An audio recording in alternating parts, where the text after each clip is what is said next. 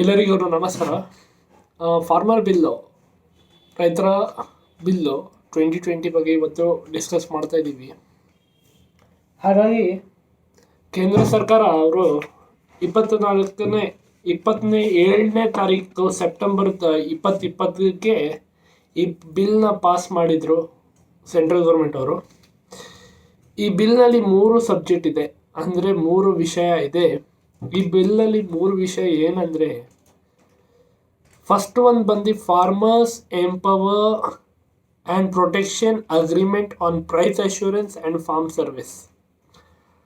ಎರಡನೇವಾಗಿ farming produce trade and commerce. And ಮೂರನೇದು essential commodities act of 2020. ಇದರಲ್ಲಿ ಏನು ಹೊಸ ಏನು ಹಳೆದು ಅಂತ ಫಸ್ಟು ನಾವು ಕಂಡುಹಿಡಬೇಕು. ಎಸೆನ್ಷಿಯಲ್ ಕಮಾಡಿಟೀಸ್ ಆ್ಯಕ್ಟ್ 2020ನಲ್ಲಿ ಬರೀ ಚೇಂಜಸ್ ಆಗಿರೋದು, ಅಮೆಂಡ್ಮೆಂಟ್ ಆಗಿದೆ. ಅದು ನಾವು ಡೀಟೇಲಿಂದ ಡಿಸ್ಕಸ್ ಮಾಡೋಣ. ಹಾಗಾಗಿ farming produce trade and commerce ಇದು ಒಂದು ಸ್ವಲ್ಪ ಹೊಸ ಕಾನ್ಸೆಪ್ಟು, ಹೊಸ ಬಿಲ್ಲು. ಅದು ಕೇಂದ್ರ ಸರ್ಕಾರ ಲಾಗು ಮಾಡೋಕ್ಕೆ ಇದು ಮಾಡ್ತಾ ಇದ್ದಾರೆ, ಪ್ರಯತ್ನ ಪಡ್ತಾ ಇದ್ದಾರೆ. ಹಾಗಾಗಿ ಇನ್ನೊಂದು farmers empower and protection agreement on price assurance and farm service, ಇದೂ ಹೊಸ ಒಂದು. ಇದರಲ್ಲಿ ಯಾವುದು ರೈತರನ್ನ, ಫಾರ್ಮರ್ಸ್ಗೆ ಯಾವುದು ಸಪೋರ್ಟ್ ಇದೆ, ಯಾವುದು ಇಲ್ಲ. ಹಾಗಾಗಿ ಗ್ರೌಂಡ್ ಲೆವೆಲ್ ರಿಪೋರ್ಟ್ ಇದು ಎನ್ಫೋರ್ಸ್ ಆದರೆ, ಇದು ಸೊಸೈಟಿನಲ್ಲಿ ಎನ್ಫೋರ್ಸ್ ಆದರೆ, ಇಂಡಿಯನ್ ಎಕನಾಮಿ ಎನ್ಫೋರ್ಸ್ ಆದರೆ ಇದನ್ನ ಕಾನ್ಸಿಕ್ವೆನ್ಸಸ್ ಏನಾಗುತ್ತೆ ಅಂತ ನಾವು ಡಿಸ್ಕಸ್ ಮಾಡ್ತಾ ಇದ್ದೀವಿ. ಹಾಗಾಗಿ ಫಸ್ಟಾಗಿ ನಾನು farmers empower and protection agreement on price assurance and farm service ಬಗ್ಗೆ ಮಾತಾಡ್ತೀನಿ. ಫಾರ್ಮರ್ ಎಂಪವರ್ ಅಂದರೆ ಏನು? ಎಂಪವರ್ ಮತ್ತು ಪ್ರೊಟೆಕ್ಷನ್ ಅಂದರೆ, ಎಂಪವರ್ ಅಂದರೆ ಅವ್ರಿಗೆ ಪ್ರೋತ್ಸಾಹ ಮಾಡೋದು, ಪ್ರೊಟೆಕ್ಷನ್ ಅಂದರೆ ಅವ್ರಿಗೆ ಸುರಕ್ಷಣೆ ಕೊಡಬೇಕು. ಯಾರಿಗೆ? ರೈತರಿಗೆ. ಅದು ಒಂದು ಅಗ್ರಿಮೆಂಟ್ ಅಂದರೆ ಏನಾಗುತ್ತೆ, ಇಲ್ಲಿ ತಿರ್ಗಾ ಲೀಗಲ್ ಫ್ರೇಮ್ವರ್ಕ್ ಆಗುತ್ತೆ. ಆನ್ ಪ್ರೈಸ್ ಅಶ್ಯೂರೆನ್ಸ್, ಯಾವುದಕ್ಕೆ? Price assurance. ಇದು ಪ್ರೈಸ್ ಅಶ್ಯೂರೆನ್ಸ್ ಯಾಕೆ ಆಗುತ್ತೆ? ಅವನು ಯಾವುದು ಪ್ರೊಡ್ಯೂಸ್ ಮಾಡ್ತಾನೆ ಅವನು ಅಗ್ರಿಕಲ್ಚರ್ ಲ್ಯಾಂಡ್ನಲ್ಲಿ, ಆ ಪ್ರೊಡ್ಯೂಸ್ಗೆ ಅದು ಪ್ರೈಸ್ ಫಿಕ್ಸ್ ಮಾಡ್ತಾರಲ್ಲ, ಅದಕ್ಕೆ ಇದು ಲೀಗಲ್ ಫಾರ್ಮಾಲಿಟಿ ಮಾಡೋಕ್ಕೆ ಕೇಂದ್ರ ಸರ್ಕಾರ ಅವರು ಆದೇಶ ಕೊಟ್ಟಿದ್ದಾರೆ. ಮತ್ತು ಫಾರ್ಮ್ ಸರ್ವಿಸ್, ಇದು ಫಾರ್ಮ್ ಸರ್ವಿಸ್ ಏನು ಹೊಸ ವರ್ಡು ಅಂದರೆ, ಈಗ ಒಂದು ಸಣ್ಣ ಪುಟ್ಟ ಉದಾಹರಣೆ ಕೊಡ್ತೀನಿ, ಎಕ್ಸಾಂಪಲ್ ಕೊಡ್ತೀನಿ. ಈಗ ಫಾರ್ ಎಕ್ಸಾಂಪಲ್, ಈಗ ನಮ್ಮದು ಬೆಂಗಳೂರಿನಲ್ಲಿ ತುಂಬ ಡಿಮಾರ್ಟ್ ಅಂತೆ, ರಿಲಯನ್ಸ್ ಅಂತೆ, ವೆಸ್ಟೀಜ್ ಅಂತೆ, ಹಲವಾರು ಆ ಥರ ಕಂಪನೀಸ್ ಇದೆ. ಅವರು ಏನು ಮಾಡ್ತಾರೆ, ಅವರು ಒಂದು ಬೆಂಗಳೂರಿಂದ ಒಂದು 200-300 ಕಿಲೋಮೀಟರ್ ಹೋಗಿ ಎಲ್ಲೆಲ್ಲಿ ಅಗ್ರಿಕಲ್ಚರ್ ಲ್ಯಾಂಡ್ ಇದೆ ಅಲ್ಲಿ ಫಾರ್ಮರ್ಸ್ಗೆ ಐಡೆಂಟಿಫೈ ಮಾಡಿ ಆ ಲ್ಯಾಂಡನ್ನು ಅವ್ರ ಕಂಟ್ರೋಲ್ನಲ್ಲಿ ತೊಗೊಂಡ್ಬಿಡ್ತಾರೆ. ಆ ಲ್ಯಾಂಡನ್ನು ಕಂಟ್ರೋಲ್ನಲ್ಲಿ ತೊಗೊಂಡ್ಬಿಟ್ರೆ ಅಂದರೆ ಆ ಲೀಸ್ ಅಗ್ರಿಮೆಂಟ್ ಮಾಡ್ತಾರೆ, ಇಲ್ಲಾಂದರೆ ರೆಂಟಲ್ ಅಗ್ರಿಮೆಂಟ್ ಮಾಡ್ತಾರೆ, ಇಲ್ಲಾಂದರೆ ಕಾಂಟ್ರಾಕ್ಟ್ ಅಗ್ರಿಮೆಂಟ್ ಮಾಡ್ತಾರೆ. ಅಂದರೆ this is very much different from other agreements. So ಇದು ಕಾಂಟ್ರಾಕ್ಟ್ ಫಾರ್ಮಿಂಗ್ನಲ್ಲಿ ಏನು ಮಾಡ್ತಾರೆ ಅಂದರೆ, ಇವರು ಕಂಪನಿಯವರು ಏನು ಹೇಳ್ತಾರೆ, ಯಾವುದು ಪ್ರಾಡಕ್ಟ್ ಹೇಳ್ತಾರೆ, ಎಷ್ಟು ಜಾಗನಲ್ಲಿ ಯಾವ ಟೈಮ್ನಲ್ಲಿ ಎಂಥ ನೀರು ಹಾಕಬೇಕು, ಎಂಥ ಮೆನ್ಯೂರ್ ಹಾಕಬೇಕು, ಅದೆಲ್ಲ ಗೈಡ್ಲೈನ್ಸು ಕಂಪನಿಯವರು ಇಶ್ಯೂ ಮಾಡ್ತಾರೆ. ಅದಕ್ಕೆ ಅವರು ಆದೇಶ ಮಾಡಿ ಫಾರ್ಮರ್ಸ್ ಅವರು ಅವ್ರದ್ದು ಆರ್ಡರ್ಸ್ ಅವ್ರು ಒಪ್ಕೊಂಡು ಫಾಲೋಅಪ್ ಮಾಡಬೇಕು. ಸೊ ಇದರಲ್ಲಿ ಏನಾಗುತ್ತೆ ಅಂದರೆ, farmer will not be having his own kind of decision taking year. ಅವನು ಪರ್ಸನಲ್ ಆಗಿ ಡಿಸಿಷನ್ ತಗೊಳಕ್ಕೆ ಆಗಲ್ಲ ಈ ಸಂದರ್ಭದಲ್ಲಿ. ಮತ್ತು ಈಗ ಫಾರ್ ಎಕ್ಸಾಂಪಲ್ ನಾನು XYZ ಕಂಪನಿ ಎಕ್ಸಾಂಪಲ್ ತಗೊಳ್ತೀನಿ. ಈಗ 1 ಟನ್ನು ಅಕ್ಕಿಯನ್ನು ಅವನು ತೊಗೊಂಡ್ಬಿಡ್ತಾನೆ. ಆ ಅಕ್ಕಿಯನ್ನು ತೊಗೊಂಡು ಇಲ್ಲಿ ಬೆಂಗಳೂರಿಗೆ ಬಂದು ಡೆಲಿವರಿ ಸ್ಪಾಟ್ಗೆ ಡೆಲಿವರ್ ಆಗಿಬಿಡುತ್ತೆ, ಎಲ್ಲ ಆಗಿಬಿಡುತ್ತೆ. ಆಮೇಲೆ ಬಯ್ಯರ್ ಏನು ಹೇಳ್ತಾರೆ, ಖರೀದಿ ಯಾರು ಮಾಡಿರ್ತಾನೆ ಅವನು ಏನು ಹೇಳ್ತಾನೆ, ಅರ್ಧ ಅಕ್ಕಿ ಸರಿ ಬಂದಿಲ್ಲ ಅಂತ ಹೇಳಿ ಫಾರ್ಮರ್ಗೆ, ರೈತರನ್ನ ಹರಾಜ್ ಮಾಡ್ತಾರೆ. ಹರಾಜ್ ಮಾಡ್ರೆ ಇದು ಏನಾಗುತ್ತೆ ಅಂದರೆ ಅವನು ಪ್ರೊಡ್ಯೂಸ್ ಏನು ಮಾಡಿಟ್ಟಿದ್ದಾನೆ ಅದು ಅಥವಾ ಲಾಸ್ನಲ್ಲಿ ಸೇಲ್ ಮಾಡಬೇಕು, ಆ ಥರ ಒಂದು ಸಿಚುವೇಶನ್ ಆಗಿಬಿಡತ್ತೆ. ಹಾಗಾಗಿ ಇದು ರೆಸಲ್ಯೂಷನ್ ಮಾಡೋಕ್ಕೆ ಕೇಂದ್ರ ಸರ್ಕಾರ ಅವರು ಒಂದು ಮೆಕ್ಯಾನಿಸಮ್ ಮಾಡಿ ಒಂದು ಅಥಾರಿಟಿ ಇಡ್ತೀವಿ ಅಂತ ಹೇಳಿದ್ದಾರೆ. ಅಂದರೆ ಇಲ್ಲಿ ಏನಿದೆ ಅಂದರೆ, the central government will provide a resolution to prevent such thoughts, such kind of exploitation against the farmers by the legal framework. Legal framework ಅಂದರೆ all kind of documents, all kind of agreement in paper which is written and stamped duly by the government.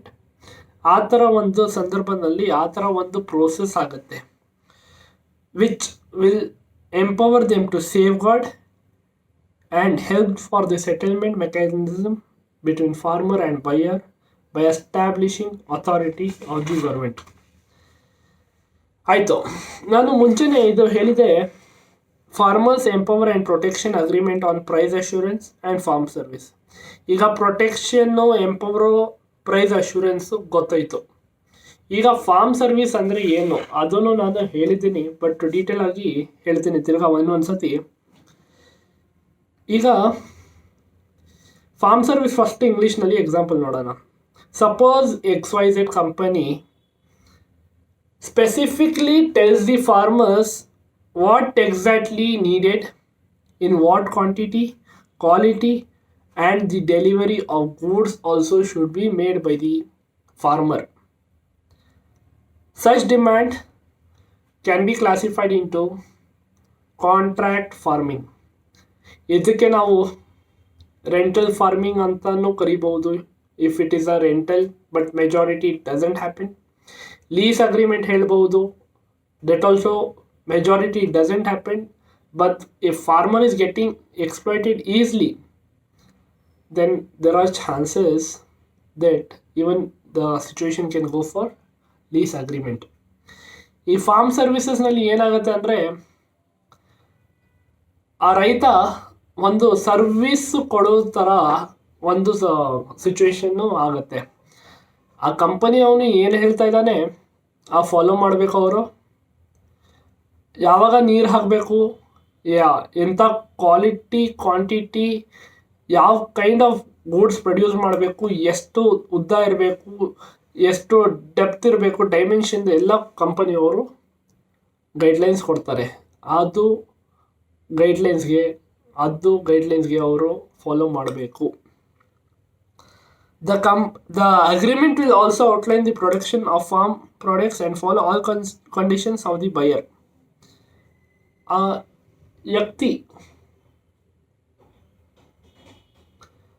ವ್ಯಕ್ತಿ ಅಂದರೆ the buyer who is buying, his needs and demands should be satisfied.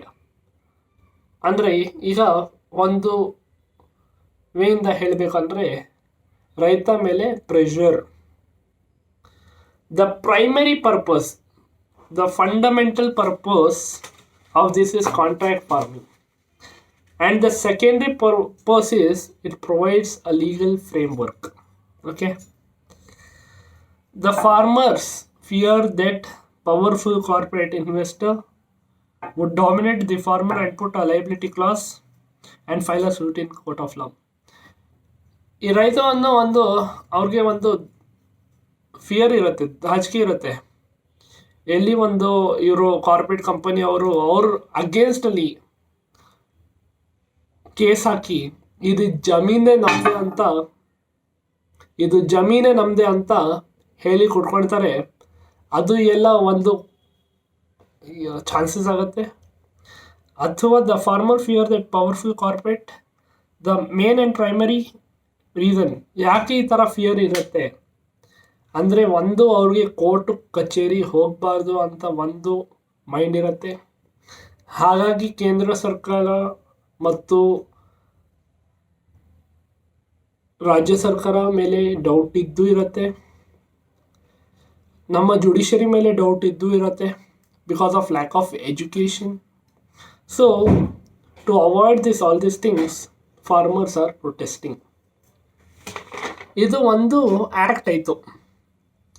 ಇದು ಅಂದರೆ 3 acts pass ಆಗಿರೋದು. ಇದರಲ್ಲಿ ಒಂದು situation ಇದು. ಇನ್ನೊಂದು situation ಏನು ಹೇಳುತ್ತೆ ಅಂದರೆ the farm produce trade and commerce. ಅಂದರೆ ಈಗ ಸ್ವಲ್ಪ ಫಾಸ್ಟ್ ಹೋಗ್ತೀನಿ, ಯಾಕೆಂದರೆ ನಮಗೆ ಬೇರೆ ಕಾಲ್ನು ಬರ್ತಾ ಇದೆ. Okay, the farm produce trade and commerce ಅಂದರೆ trading of farm goods with the help of mandi, APMC etcetera and all. ಅಂದರೆ ಈಗ ರೈತ ಆ ಫಾರ್ಮಿಂಗ್ ಲ್ಯಾಂಡ್ನಲ್ಲಿ, ಆ ಜಮೀನಲ್ಲಿ ಏನು ಅವನು ಪ್ರೊಡ್ಯೂಸ್ ಮಾಡಿದ್ದಾನೆ ಅವನು ಕಂಪಲ್ಸರಿ APMCಯಿಂದಾನೇ ಮಾರಿಬೇಕು. APMC ಅಂದರೆ ಇಟ್ ಈಸ್ ಆ್ಯಕ್ಟ್ ಕಂಟ್ರೋಲ್ಡ್ ಮಂಡೀಸ್ ಅಂತ ಹೇಳ್ತಾರೆ. ಇದು ಒಂದು ಮಾರ್ಕೆಟ್ ಏರಿಯಾ ಅಂತ ಹೇಳ್ತಾರೆ. ಇದು ಸ್ಟೇಟ್ ಗೌರ್ಮೆಂಟಿಂದ ಅಪಾಯಿಂಟ್ ಆಗಿ, ಅದು ಸ್ಟೇಟ್ ಗೌರ್ಮೆಂಟ್ ಕಂಟ್ರೋಲ್ ಮಾಡ್ತಾರೆ. ಏನು ಮಂಡೀಸ್ ಎಲ್ಲ state government with the help of APMC ಮತ್ತು ಸ್ಟೇಟ್ ಗೌರ್ಮೆಂಟ್ದು ಒಂದು ಇದಿರುತ್ತೆ, ಅಲ್ಲಿ ಮ್ಯೂಚುವಲ್ ಅಂಡರ್ಸ್ಟ್ಯಾಂಡಿಂಗ್ ಇರುತ್ತೆ. ಮಂಡಿ ಏಜೆಂಟ್ಸ್ ಇರ್ತಾರೆ ಒಳಗಡೆ. ಆ ಮಂಡಿನಲ್ಲಿ ಮಂಡಿ ಏಜೆಂಟ್ಸ್ ಲೈಸೆನ್ಸ್ ಕೊಟ್ಟಿರ್ತಾರೆ. Just like how you are having for a driving license, ಒಂದು ಪಿಸ್ತೂಲ್ ಹಿಡ್ಕೊಳ್ಳೋಕ್ಕೆ ಒಂದು ಲೈಸೆನ್ಸ್ ಇದ್ದು ಇರುತ್ತೆ. ಹಾಗಾಗಿ APMC ಮಾರ್ಕೆಟ್ನಲ್ಲಿ ಅಂಗಡಿ ಫಂಕ್ಷನ್ ಮಾಡಬೇಕಂದ್ರೆ APMC ಲೈಸೆನ್ಸ್ ಬೇಕಾಗಿರುತ್ತೆ. ಆ ರೈತ ಏನು ಪ್ರೊಡ್ಯೂಸ್ ಮಾಡಿರ್ತಾನೆ ಆ ಕಂಪಲ್ಸರಾಗಿ APMCಗೆ ಬರಬೇಕು, or it have to go to the APMC license trader.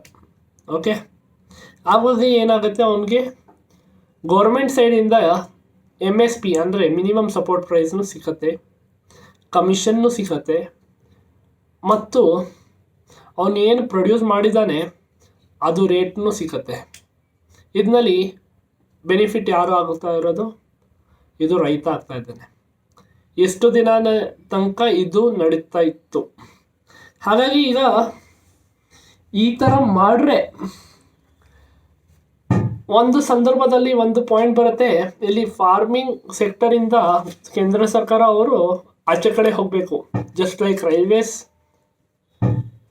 even the same way the government wants to get out of the agriculture business or agriculture sector.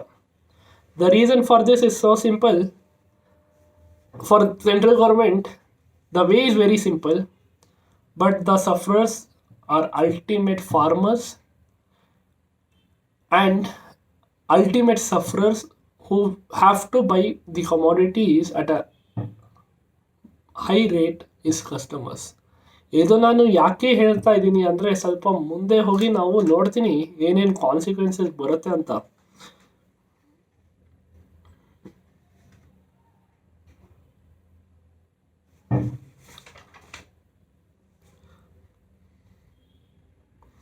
ಆಯಿತು, ಈಗ ಫಾರ್ಮರ್ಸ್ನಲ್ಲಿ ರೈತರಲ್ಲಿ 2 ಕ್ಯಾಟಗರಿ ಇರುತ್ತೆ. ಒಂದು ಸ್ಮಾಲ್ ಸ್ಕೇಲ್ ಫಾರ್ಮರ್, ಇನ್ನೊಂದು large scale farmer. ಒಂದು ಸಣ್ಣ ಪುಟ್ಟ ಒಂದು ಪರ್ಟಿಕ್ಯುಲರ್ ಲ್ಯಾಂಡ್ನಲ್ಲಿ ಒಂದು 10 kilos 20 kilos ಅದು ಗ್ರೋ ಮಾಡ್ತಾನೆ.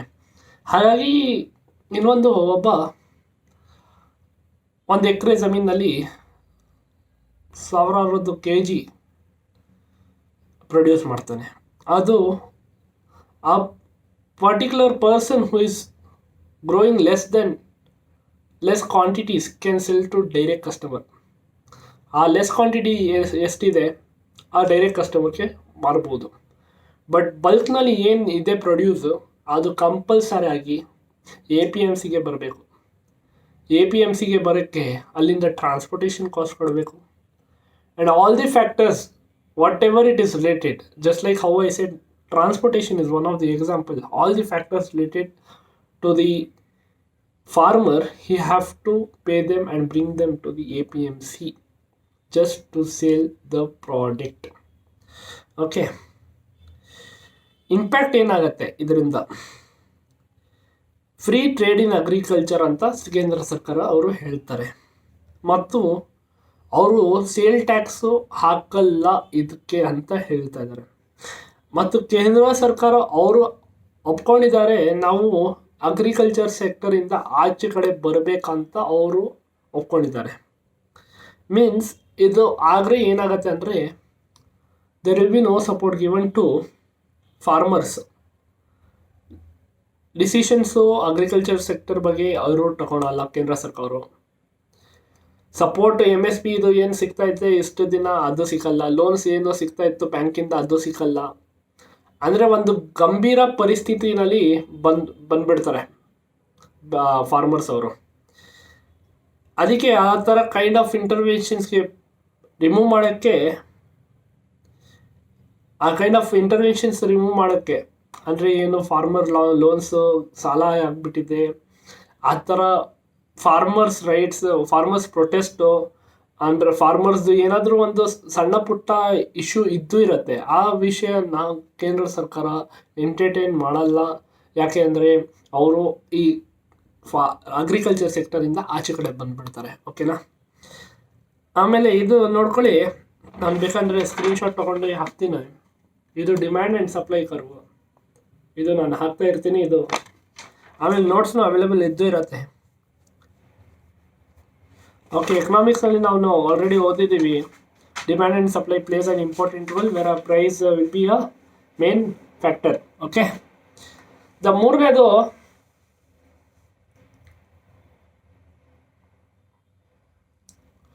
ಮೂರನೇದು ಎಸೆನ್ಷಿಯಲ್ ಕಮೋಡಿಟೀಸ್ ಆ್ಯಕ್ಟ್ ಆಫ್ 2020. ಇದು ಎಸೆನ್ಷಿಯಲ್ ಕಮೋಡಿಟೀಸ್ ಆ್ಯಕ್ಟು 2020 ಬಗ್ಗೆ ಅಷ್ಟು ಮಾತಾಡೋದು ಇಲ್ಲ, ಬಟ್ ನಾನು ಮಾತಾಡೋಕ್ಕೆ ಇಷ್ಟಪಡ್ತೇನೆ. ಯಾಕೆಂದರೆ ಇದೇ ಒಂದು ಗಂಭೀರ ಆ್ಯಕ್ಟು. ಯಾಕೆಂದರೆ ಇದೇ ಆ್ಯಕ್ಟು ಬಂದು ಸಾಮಾಜಿಕ ಅವ್ರಿಗೆ, ನಮ್ಮವ್ರ ಥರ ಜನಗೆ ಇದು ಕಷ್ಟಪಡುತ್ತೆ. ಓಕೆನಾ? ಅಮೆಂಡ್ಮೆಂಟು ಇದು ಆಗಿದೆ. ಯಾವುದು? ಎಸೆನ್ಷಿಯಲ್ ಕಮೋಡಿಟೀಸ್ ಆ್ಯಕ್ಟ್ ಒಂದು ಅಮೆಂಡ್ಮೆಂಟ್ಸ್ ಥ್ರೂ ಚೇಂಜ್ ಆಗಿದೆ. ಅಮೆಂಡ್ಮೆಂಟ್ ಅಂದರೆ ಏನಿಲ್ಲ, amendments means change in law or alterations in the law. ಏನಾದರೂ ಒಂದು ಸಣ್ಣ ಪುಟ್ಟ ಚೇಂಜ್ ಮಾಡಬೇಕು ಲಾನಲ್ಲಿ, ಎಕ್ಸಿಸ್ಟಿಂಗ್ ಲಾನಲ್ಲಿ. 1950s 1960s ಲಾ ಪಾಸ್ ಆಗಿರ್ತಾರೆ, ಇಲ್ಲಾಂದರೆ 2010-15 ಲಾ ಆಲ್ರೆಡಿ ಪಾಸ್ ಆಗಿರುತ್ತೆ. ಆ ಲಾಗೆ ಸ್ವಲ್ಪ ಚೇಂಜಸ್ ಮಾಡೋಕ್ಕೆ ಅದಕ್ಕೆ ನಾವು ಲೀಗಲ್ ವರ್ಡು ಅಮೆಂಡ್ಮೆಂಟ್ ಅಂತ ಯೂಸ್ ಮಾಡ್ತೀವಿ. ಎಸೆನ್ಷಿಯಲ್ ಕಮೋಡಿಟೀಸ್ ಆ್ಯಕ್ಟ್ ಒಂದು 1955 ಅಂದರೆ 1955 ಪಾಸಾಗಿ ಇರುತ್ತೆ. ಓಕೆನಾ? ದ ನೆಗೆಟಿವ್ ಇಂಪ್ಯಾಕ್ಟ್ ಏನಾಗುತ್ತೆ ಅಂದರೆ ಇಲ್ಲಿ ಒಂದು ಸೊಸೈಟಿಗೆ ನೆಗೆಟಿವ್ ಇಂಪ್ಯಾಕ್ಟ್ ಹೇಗೆ ಆಗುತ್ತೆ ಅಂದರೆ, ಕೆಲವರು ದಿನ ಮುಂಚೆ ಆನಿಯನ್ ಪ್ರೈಸ್, ಈರುಳ್ಳಿ ಪ್ರೈಸು ತುಂಬ ಹೆಚ್ಚಾಗಿತ್ತು. ಅದು ಒಂದು ರೀಸನ್ ಏನಂದರೆ ಬ್ಲ್ಯಾಕ್ ಮಾರ್ಕೆಟಿಂಗ್. ಅವರು ವೇರ್ಹೌಸ್ನಲ್ಲಿ ಬ್ಲ್ಯಾಕ್ ಮಾರ್ಕೆಟಿಂಗ್ ಸ್ಟಾಕ್ ಇಟ್ಕೊಂಡಿರ್ತಾರೆ. ಇನ್ ಸಿಂಪಲ್ ವರ್ಡ್ಸ್ ನಾನು ಹೇಳಬೇಕಂದ್ರೆ, ಒಂದು 14 days ಮುಂಚೆ ಅವರು ಕಡಿಮೆ ಪ್ರೈಸ್ಗೆ 20-25ಗೆ ತೊಗೊಂಡು ಇರ್ತಾರೆ. ಆ ಬಲ್ಕ್ನಲ್ಲಿ ತೊಗೊಂಡ್ಬಿಟ್ಟು ಅವರು ವೇರ್ಹೌಸ್ ಮಾಡ್ಕೊಳ್ತಾರೆ ಸೆಲ್ಲರ್ಸು. ಆ 25 ಈರುಳ್ಳಿಗೆ 25 rupees per kilo ಈರುಳ್ಳಿಗೆ ಅವರು 100 ರೂಪಾಯಿ ಪರ್ ಕಿಲೋ ಈರುಳ್ಳಿ ಮಾಡ್ತಾರೆ. This is nothing but just a black marketing, illegal stock, artificial demand ಮಾಡ್ತಾರೆ ಇವರು.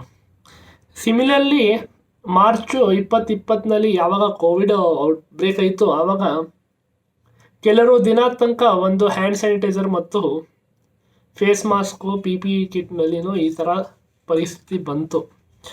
ಬಟ್ ಇಮ್ಮಿಡಿಯೇಟ್ಲಿ ನಮ್ಮದು ಕೇಂದ್ರ ಸರ್ಕಾರ ಮತ್ತು ಹೆಲ್ತ್ ಡಿಪಾರ್ಟ್ಮೆಂಟ್ ಅವ್ರು ಏನು ಮಾಡಿದರು, ಎಸೆನ್ಷಿಯಲ್ ಕಮೋಡಿಟೀಸ್ ಆ್ಯಕ್ಟ್ನಲ್ಲಿ ಆ ಪರ್ಟಿಕ್ಯುಲರ್ ಐಟಮ್ಸ್ನ ತೊಗೊಂಡು ಬಂದುಬಿಟ್ರು. ಎಸೆನ್ಷಿಯಲ್ ಕಮೋಡಿಟೀಸ್ ಆ್ಯಕ್ಟ್ನಲ್ಲಿ ತೊಗೊಂಡು ಬಂದರೆ ಎಲ್ಲ ಏನಾಗುತ್ತೆ ಅಂದರೆ, ಒಂದು ಪರ್ಟಿಕ್ಯುಲರ್ ಪ್ರಾಡಕ್ಟು ಎಸೆನ್ಷಿಯಲ್ ಕಮೋಡಿಟೀಸ್ ಆ್ಯಕ್ಟ್ನಲ್ಲಿ ಬಂದರೆ ಆ ಪರ್ಟಿಕ್ಯುಲರ್ ರೇಂಜ್ನಲ್ಲಿನೇ ಆ ಪ್ರಾಡಕ್ಟ್ ಇರಬೇಕು. For example hand sanitizers March 2020ಕ್ಕೆ ಎಸೆನ್ಷಿಯಲ್ ಕಮಾಡಿಟೀಸ್ ಆ್ಯಕ್ಟ್ನಲ್ಲಿ ತೊಗೊಂಡು ಬಂದುಬಿಟ್ರು. ಆಮೇಲೆ ತಿರ್ಗಾ ನವಂಬರ್ನಲ್ಲಿ ರಿಲೀಸ್ ಮಾಡಿಬಿಟ್ರು ಎಸೆನ್ಷಿಯಲ್ ಕಮಾಡಿಟೀಸ್ ಆ್ಯಕ್ಟಿಂದ. 250 ರೂಪೀಸ್ MRP. ಅಂದರೆ ನೀವು ಬಲ್ಕ್ನಲ್ಲಿ ತೊಗೊಳ್ತಾ ಇದ್ದಾರೆ ಅಂದರೆ that will cost you half rate. ಬಲ್ಕ್ನಲ್ಲಿ ಅಂದರೆ ಒಂದು 100, 200, 1000, 1000 pieces together if you are taking, it will cost you in place of 250 it will cost you 120 or 130 rupees. It won't cost you 140. So half of the price. So ಇದರಲ್ಲಿ ಏನಾಗುತ್ತೆ ಅಂದರೆ ಆವಾಗ essential commodities ಆ್ಯಕ್ಟ್ನಲ್ಲಿ ಇದು ತೊಗೊಂಡು ಬಂದಿಲ್ಲ. ಆವಾಗ 400 ರೂಪೀಸ್ಗೆ ಮಾಡ್ತಾಯಿದ್ರು sanitiser.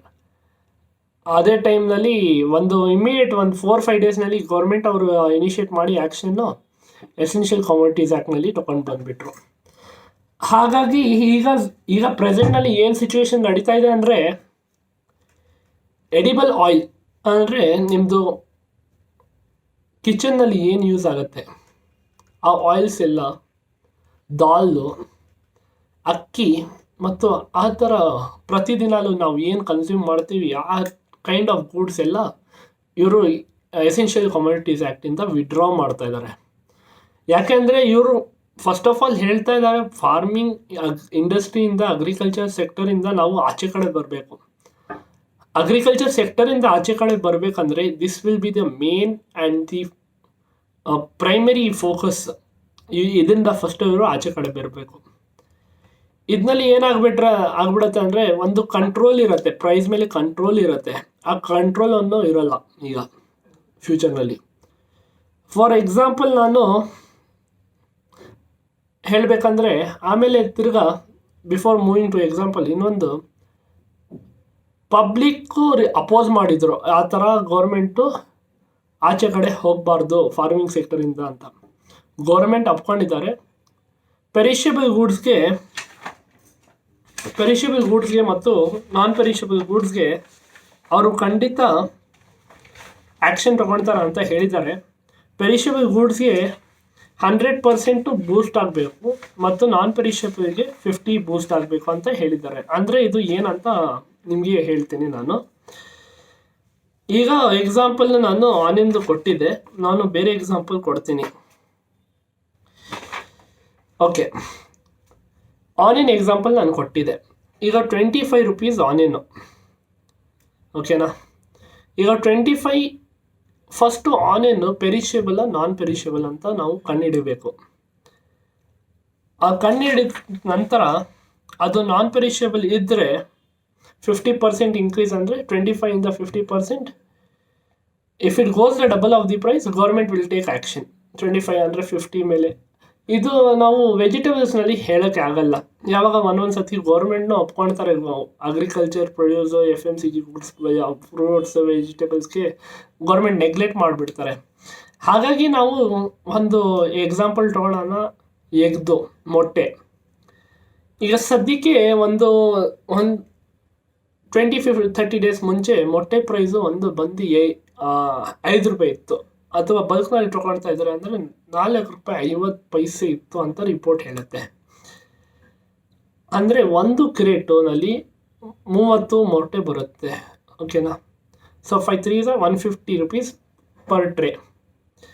ಈಗ ಒಂದು 160-165 ಆಗ್ತಾ ಇದೆ. ಕೆಲವರು ಏರಿಯಾನಲ್ಲಿ 150ನೇ ಇದೆ, ಕೆಲವು ಏರಿಯಾನಲ್ಲಿ 155 ಇದೆ, 160 ಇದೆ, ಆ ಥರ ಆಗ್ತಾ ಇದೆ. ಈಗ ಅಕಸ್ಮಾತ್ 10 ರೂಪಾಯಿ ಒಂದು ಮೊಟ್ಟೆ ಆಗಿಬಿಟ್ರೆ ಪರಿಸ್ಥಿತಿಗೆ ಅರ್ಥ ಮಾಡ್ಕೊಳ್ಳಿ, ಅಂಡರ್ಸ್ಟ್ಯಾಂಡ್ ದಿ ಸಿಚುವೇಶನ್. 100% ಪೆರಿಷಬಲ್. ಯಾಕೆಂದರೆ ಮೊಟ್ಟೆ ಒಂದು ಪೆರಿಷಬಲ್ ಗೂಡ್ಸ್ನಲ್ಲಿ ಬರುತ್ತೆ. ಪೆರಿಷಬಲ್ ಅಂದರೆ ಅಷ್ಟು ಲಾಂಗ್ ದಿನ ಇರೋಲ್ಲ, ಸ್ಟೋರ್ ಮಾಡೋಕ್ಕೆ ಆಗಲ್ಲ, ಕೆಟ್ಟೋಗುತ್ತೆ.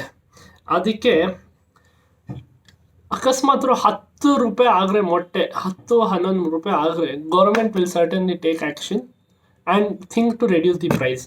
ಸಿಮಿಲರ್ಲಿ ನೀವು ನೋಡಿರಬೇಕು, ಟೀ ಅಂದರೆ ರೆಡ್ ಲೇಬಲ್ಲು, ತಾಜು, ಆಮೇಲೆ ಇನ್ನೊಂದು ಎಷ್ಟು ಹಲವಾರು ಇದೆ. ನಾನು ಪರ್ಟಿಕ್ಯುಲರಾಗಿ ರೆಡ್ ಲೇಬಲ್ ಯೂಸ್ ಮಾಡ್ತೀನಿ.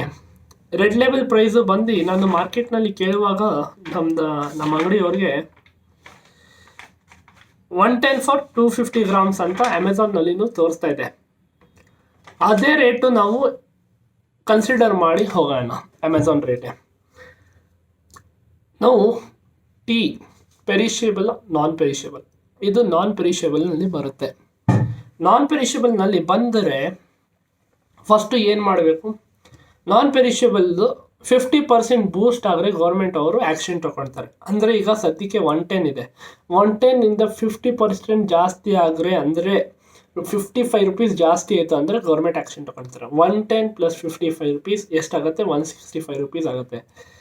165 ರೂಪೀಸಿಂದ ಮೇಲೆ ಹೋದರೆ certainly government will take action. If the red label company or any other tea company will increase their price to 160 also, government cannot take action in this because they have clearly said that 50%. So they are somewhere near to 45 and in between 50%. So these players in the market know where to, when, how and where to increase the price and reduce the price. ಅಕಸ್ಮಾತ್ ಈಗ government interventions ಬಂದರೆ certainly price ಬೀಳುತ್ತೆ, price fall ಆಗುತ್ತೆ. But again they will start looting after particular period, or they might have incurred that losses before government intervention ಅಂತ ನಾನು ಹೇಳೋಕ್ಕೆ ಇಷ್ಟಪಡ್ತೇನೆ. ಇದು ಒಂದು ಆಯ್ತನ್ನ. ಆಮೇಲೆ ನಾನು ಏನು ಮಿಸ್ ಮಾಡ್ತಾ ಇದ್ದೀನಿ ನೋಡ್ಕೊಳ್ತೀನಿ. ಎಗ್ ಪ್ರೈಸ್ ಹೇಳಿದ್ದೀನಿ, ಆಮೇಲೆ ಅಮೆಂಡ್ಮೆಂಟ್ಸು, ಡಿಮ್ಯಾಂಡ್ ಸಪ್ಲೈ ಕರ್ವ್ ಹೇಳಿದ್ದೀನಿ. ಓಕೆ, ಸೊ ಈ ಥರ ಒಂದು ಕನ್ಕ್ಲೂಷನ್ ಇರಲಿ. ಇಲ್ಲಿ ಬೇರೆ ನೋಡ್ಕೊಳ್ತಾ ಇರ್ತೀನಿ. What happens with government get out of agriculture business.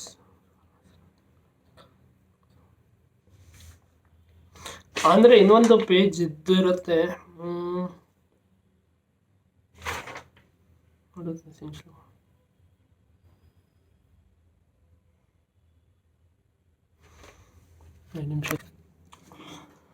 So ಈಗ ಮಾತಾಡಬೇಕಂದ್ರೆ ನಿಮ್ಮ ಮೈಂಡ್ನಲ್ಲಿ ಕ್ವಶನ್ ಬರುತ್ತೆ, what happens if government get out of agriculture business.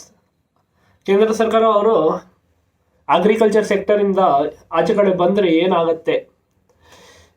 7 point exploitation ಬಗ್ಗೆ ಹೇಳ್ತೀನಿ. ಎಕ್ಸ್ಪ್ಲಾಯ್ಟೇಷನ್ ಅಂದರೆ ಅವರು ಮೇಲೆ ಅನ್ಯಾಯ ಆಗುವುದು chances.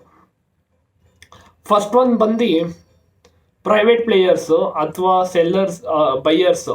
Okay, buyers will purchase at less price and sell at a greater price. ಅವ್ರು ಪರ್ಚೇಸ್ ಫಾರ್ಮರಿಂದ ಕಡಿಮೆ ಪ್ರೈಸ್ಗೆ ತೊಗೊಳ್ತಾರೆ, ಅವ್ರು ಸೇಲ್ ಮಾಡಬೇಕಂದ್ರೆ ಹೈಯರ್ ಪ್ರೈಸ್ನಲ್ಲಿ ಮಾಡ್ತಾರೆ. ಅದು ಒಂದು ಟೆಕ್ನಿಕ್ಕು ಈಗಲೂ ನಡೀತಾ ಇದೆ. ಕೆಲವರು ಒಂದು ಭಾರತ ಪಾಟ್ನಲ್ಲಿ ಅಂತ ನಾನು ಒಪ್ಕೊಳ್ತೀನಿ. ಇನ್ನೊಂದು ಇದು ಫಾರ್ಮ್ ಲಾಸ್ ಅಂದರೆ ಸರ್ಕಾರ ಅವರು ಹೇಳ್ತಾ ಇದ್ದಾರೆ ಪ್ರೈವೇಟ್ ಕಂಪನೀಸ್ ಅವ್ರಿಗೆ ಕೊಡಿ, ಅವರು that is giving a right for a seller to specify his requirements ಅಂತ ಒಂದು ವಿಡಿಯೋದು ಆರಂಭ ಆಗುವಾಗ ಮುಂಚೆ ನಾನು ಹೇಳಿದ್ದೆ. ಸೊ ಅದು ಒಂದು ಆಗ್ಬೋದು. ಆವಾಗ ಏನಾಗುತ್ತೆ ಅಂದರೆ ಕಾಂಟ್ರಾಕ್ಟ್ ಫಾರ್ಮಿಂಗ್ನಲ್ಲಿ ಕೊಡ್ರೆ ಅಥವಾ ರೆಂಟಲ್ ಫಾರ್ಮಿಂಗ್, ಲೀಸ್ ಫಾರ್ಮಿಂಗ್ನಲ್ಲಿ ಕೊಡ್ರೆ the opposite party might claim the entire land is of him. ಅದು ಒಂದು ಚಾನ್ಸ್ ಇರುತ್ತೆ. ಇದು ಜಾಮೀನೇ ನಮ್ಮದೇ ಅಂತ ಕೋರ್ಟ್ನಲ್ಲಿ ಹೋಗಿ ಸ್ಟೇ ಮಾಡ್ಕೊಂಡು ಇರ್ತಾನೆ, ಕೋರ್ಟ್ನಲ್ಲಿ ಕೇಸ್ ಹಾಕಿರ್ತಾನೆ. ಸೊ ಅದು ಒಂದು ಪ್ರಾಬ್ಲಮ್ ಆಗುತ್ತೆ ಅಂತ ಒಂದು ಚಾನ್ಸಸ್ ಇರುತ್ತೆ. ಆಮೇಲೆ ಇನ್ನೊಂದು ಪ್ರಾಬ್ಲಮ್ ಏನಾಗುತ್ತೆ, ಇದು ಒಂದು ಸೀರಿಯಸ್ಸು ಮತ್ತು 99% ನಾನು ಇದು ಲಾಸ್ಟ್ನಲ್ಲಿ ಯಾಕೆ ಹೇಳ್ತಾ ಇದ್ರಿ ಅಂದರೆ ಇದು major impact. When farmer is running under losses because of his produce is not sold because of less demand, he sells his goods at less price. ಅಂದರೆ ಈಗ ಅವನು ಟನ್ಸ್ನಲ್ಲಿ ಪ್ರೊಡ್ಯೂಸ್ ಮಾಡಿದ್ದಾನೆ, ಇಲ್ಲಿ APMCಗೆ ತಗೊಂಡು ಬರಬೇಕು. APMC ತಗೊಂಡು ಬರಬೇಕಂದ್ರೆ ಗಾಡಿ ಅವನಿಗೆ ಚಾರ್ಜ್ ಕೊಡಬೇಕು, ಲಾರಿಗೆ. ಆಮೇಲೆ ತಿರ್ಗಾ ಡಿಮ್ಯಾಂಡ್ ಇಲ್ಲ ಅಂದರೆ ಆ ಪರ್ಟಿಕ್ಯುಲರ್ ಪ್ರಾಡಕ್ಟ್ಗೆ ಸೇಲ್ ಆಗಿಲ್ಲ ಅಂದರೆ ಕಡಿಮೆ ರೇಟ್ಗೆ ಮಾರಬೇಕು, ಇಲ್ಲಾಂದರೆ ರೋಡ್ನಲ್ಲಿ ಬಿಸಾಕಬೇಕು. ಆ ಥರ ಒಂದು ಕಠಿಣ ಪರಿಸ್ಥಿತಿ ಬಂದ್ಬಿಡುತ್ತೆ. ಆವಾಗ ಏನಾಗುತ್ತೆ, ಅವನಿಗೆ ಲಾಸಸ್ ತುಂಬ ಜಾಸ್ತಿ ಆಗುತ್ತೆ. ಹಾಗಾಗಿ ಆ ರಿಕವರ್ ಮಾಡೋಕ್ಕೆ ಅವನಿಗೆ ಶಕ್ತಿ ಇರಲ್ಲ. ಆ ರಿಕೂಪ್ ಅಂತ ನಾನು ಕರೆಕ್ಟ್ ವರ್ಡ್ ಯೂಸ್ ಮಾಡ್ತೀನಿ, ರಿಕೂಪ್ ಮಾಡೋಕ್ಕೆ ಅವನಿಗೆ ಆ ಶಕ್ತಿ ಇರಲ್ಲ. ಯಾಕೆಂದರೆ ಇಫ್ ಈ do this one time and if he is able to recover at a second selling time. Now he is selling a tomato at loss. Later in rice he can recover that amount. But even in rice, if he fails, again in wheat if he fails, again in like onion if he fails. Similarly, if he continues failing in making the profits, ಆವಾಗ ಏನಾಗ್ಬಿಡುತ್ತೆ, farming sector ತುಂಬ ಲಾಸ್ನಲ್ಲಿ ಹೊರಟೋಗ್ಬಿಡುತ್ತೆ. ಆವಾಗ farmers ಅವರು either they will move to from agriculture they will move to construction field, like ಕೂಲಿ ಕೆಲಸ ಎಲ್ಲ ಮಾಡೋಕ್ಕೆ ಸಿಟೀಸ್ಗೆ ಬಂದುಬಿಡ್ತಾರೆ. ಫಸ್ಟು ಅದೊಂದು ಆಪ್ಷನ್ನು. ಇಲ್ಲಾಂದರೆ ಕ್ರಿಮಿನಲ್ ಸ್ಟ್ರಾಟಜೀಸ್ ಮಾಡೋಕ್ಕೆ ಬಂದುಬಿಡ್ತಾರೆ. ಕ್ರಿಮಿನಲ್ ಸ್ಟ್ರಾಟಜೀಸ್ ಅಂದರೆ ಮರ್ಡರು, ಡೆಕಾಯಿಟಿ ಎಲ್ಲ ಮಾಡೋಕ್ಕೆ, ಸೋಷಿಯಲ್ ಇವಿಲ್ಸು, ಸೋಷಿಯಲ್ ಪ್ರಾಬ್ಲಮ್ಸು ಅದು ಒಂದು ಬೂಸ್ಟ್ ಮಾಡುತ್ತೆ ಅಂತ ಒಂದು ನಂದು ಮೈಂಡ್ನಲ್ಲಿ ಇದೆ ಪಾಯಿಂಟು. ಥರ್ಡ್ ಬಂದು ಗೌರ್ಮೆಂಟ್ ಅವರು ಆಚೆ ಕಡೆ ಬಂದುಬಿಟ್ರೆ ಅವ್ರಿಗೆ ಏನು ಸಬ್ಸಿಡೀಸು, ಲೋನ್ಸು, ಫೆಸಿಲಿಟೀಸು, MSP ಅದು ಎಂಥದ್ದು ಸಿಗಲ್ಲ. ಹಾಗಾಗಿ he will be squeezed in such a situation. ಅವ್ರು ತುಂಬ ಕಠಿಣ ಪರಿಸ್ಥಿತಿ ಬಂದುಬಿಡ್ತಾರೆ. ಅವ್ರಿಗೆ ಟೆನ್ಷನಿಂದ ಮೋಸ್ಟ್ಲಿ ಅವರು ಸೂಸೈಡ್ ಮಾಡೋಕ್ಕೇನು ಹೋಗೋಕ್ಕೆ ಚಾನ್ಸಸ್ ಇದೆ, ಆ ಥರ ಪರಿಸ್ಥಿತಿನಲ್ಲಿ. ಹಾಗಾಗಿ ಇದು ಎಲ್ಲ ಪರಿಸ್ಥಿತಿ ನೋಡ್ಕೊಂಡು ಗೌರ್ಮೆಂಟ್ ಅವರು ಒಂದು ಸ್ಟ್ರಾಂಗ್ ಸಪೋರ್ಟ್ ಫಾರ್ಮರ್ಸ್ಗೆ ಇರಬೇಕು ಅಂತ ನಂದು ಅಭಿಪ್ರಾಯ, ನಂದು ವಿಶ್ಶು. ಹಾಗಾಗಿ it is up to the government what they are deciding. Neither they have listened till today for any citizens' wish, because 140 crores of people in this country, 140 crores perceptions are there, but government will do what they want to do. Similarly, I can say that ಎಂಥದ್ದು cause and effect relationship ಇರಲಿ, ಎಂಥದ್ದು ಪರಿಸ್ಥಿತಿ ಇರಲಿ, farmers expert ಆಗೋದು ಅದು ನಿಜ. ಹಾಗಾಗಿ ನಾವು ಜಾಸ್ತಿ ಬೆಳೆ ಕೊಟ್ಟು, ನಾವು ಜಾಸ್ತಿ ಪ್ರೈಸ್ ಕೊಟ್ಟು ಒಂದು ಕಮಾಡಿಟಿ ಪರ್ಚೇಸ್ ಮಾಡಬೇಕು, ಅದು ನಿಜ. The essential commodities act is certainly a troubleshooter for middle class people. The farmers and businessmen misuse the opportunity to exploit. The company increases the price and under limits, no fall, under prey of the government. No legal suits or cases will help to solve the issue. ನಾನು red label example ಒಂದು ಕೊಟ್ಟು ನಾನು ನಿಮಗೆ point ಹೇಳಿದ್ದೀನಿ, ಯಾಕೆ file ಮಾಡ್ಬೋದು case ಅಂತ. ಅವರು ಎಷ್ಟು ಇಂಟೆಲಿಜೆಂಟ್ ಇರ್ತಾರೆ, ಎಷ್ಟು ಕಾಂಪ್ಲೆಕ್ಸ್ ಇರ್ತಾರೆ, ಎಷ್ಟು ಅವರು ಮಾರ್ಕೆಟ್ ಸರ್ವೆ ಮಾಡಿರ್ತಾರೆ, ಯಾವಾಗ ಪ್ರೈಸು ಇನ್ಕ್ರೀಸ್ ಮಾಡಬೇಕು, ಲೆಸ್ ಮಾಡಬೇಕು, ಅದೆಲ್ಲ ಟ್ಯಾಕ್ಟಿಕ್ಸು ಕಂಪನಿ ಅವ್ರಿಗೆ ಗೊತ್ತಿರುತ್ತೆ. ಹಾಗಾಗಿ ಅಷ್ಟು ಈಸಿಲಿ ಗೌರ್ಮೆಂಟು ಸ್ಕ್ಯಾನರ್ನಲ್ಲಿ ಅವರು ಬರಲ್ಲ. ಆಮೇಲೆ ಅವರು ಅದು ಒಂದು ಪರಿಸ್ಥಿತಿ ಯಾಕೆ ಆಗ್ತಾಯಿದೆ ಅಂದರೆ, ಅವರು ಗೌರ್ಮೆಂಟ್ ಸ್ಕ್ಯಾನರ್ನಲ್ಲಿ ಯಾಕೆ ಬರ್ತಾಯಿಲ್ಲ ಅಂದರೆ, ಫಸ್ಟ್ ಆಫ್ ಆಲ್ ಗೌರ್ಮೆಂಟ್ ಅವ್ರು ಹೇಳಿಬಿಟ್ಟಿದ್ದಾರೆ, ಪೆರಿಷಬಲ್ ಗೂಡ್ಸ್ಗೆ 50%, ನಾನ್ ಪೆರಿಷಬಲ್ ಗೂಡ್ಸ್ಗೆ 100%, ಲೆಟ್ ಮಿ ಕನ್ಫರ್ಮ್, ಪೆರಿಷಬಲ್ ಗೂಡ್ಸ್ಗೆ 100% ಮತ್ತು ನಾನ್ ಪೆರಿಷಬಲ್ ಗೂಡ್ಸ್ಗೆ 50% ಅಂತ ಆಲ್ರೆಡಿ ಗೌರ್ಮೆಂಟು ಹೇಳಿಬಿಟ್ಟಿದ್ದಾರೆ. ಹಾಗಾಗಿ ಇದು ಒಂದು ರೇಟ್ಸು ಡೈಲಿ ಕನ್ಸ್ಯೂಮ್ ಮಾಡೋದು, ಟೀ, ದಾಲ್, ರೈಸ್ ಮತ್ತು ಪಲ್ಸಸ್, ಅದೆಲ್ಲ ರೇಟ್ಸು ಜಾಸ್ತಿ ಆಗುತ್ತೆ. So citizen should be ready to pay more for their survival ಅಂತ ನಂದು ಒಂದು ಮೈಂಡ್ನಲ್ಲಿ ಇದು ಒಂದು ಕನ್ಕ್ಲೂಷನ್ ಬರ್ತಾ ಇದೆ. ಹಾಗಾಗಿ ನಿಮ್ಮ ಕನ್ಕ್ಲೂಷನ್ಸ್ ಏನು ಬರ್ತಾ ಇದೆ ಅದು ನನಗೆ ಪರ್ಸನಲ್ ಆಗಿ ನೀವು ಹೇಳ್ಬೋದು. Thank you. Have a good day.